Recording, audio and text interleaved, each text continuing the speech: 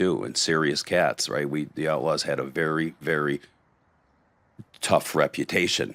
These guys weren't pushovers by any means. They had a very hardcore crew.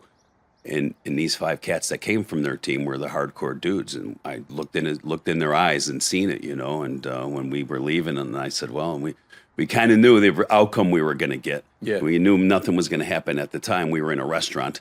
We all picked a restaurant where it was, neutral. And we were just, going home saying, well, boys, now we got to see what's going to happen here. We weren't taking anything to them. They were not happy with what we were doing. So we were kind of like sitting back and seeing how it was going to go. And things escalated very fast, very fast. The beating started, the barroom stuff, catching a couple guys in the bars. They jumped a few of our guys. We returned the favor, and it started that way. And then it's like they took a step up with the violence, and we had to try to take the step up to do it, right? There's no playbook, right? There's nothing you're reading from. It's like you have to be Johnny on the spot and take what comes your way. And that's how we were all doing it, right? None of us really knew anything. I mean, when they put the bomb on our clubhouse in 1994, that was the 3rd largest bomb to this day. It was like the Oklahoma McVeigh.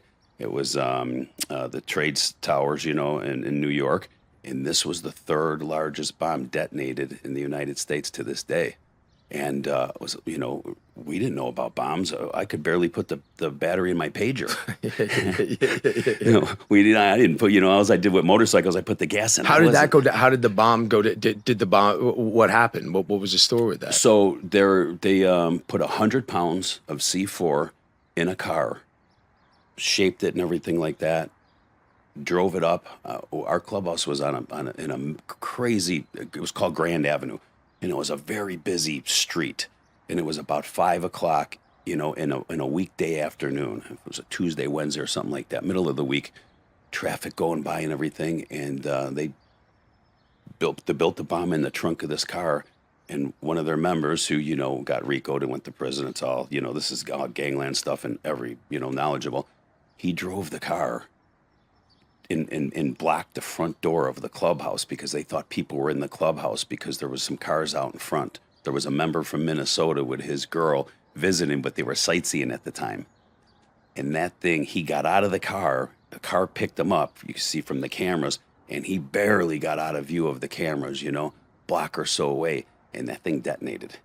And by the grace of God, 2 minutes before that, a city bus went by filled with people, Holy CTA shit. bus. You see a cop car goes by real slow, and the cop looks at the door, and he goes, that's probably the Angels. We were in that neighborhood. The henchmen been there since the 60s.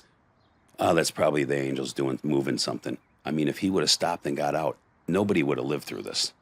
So that bomb goes off, it blasts down, and it blew a 5, 6, 7 foot hole in the ground. They found the VIN number a mile away, right? When the ATF gets in there and does their investigation. Hits the front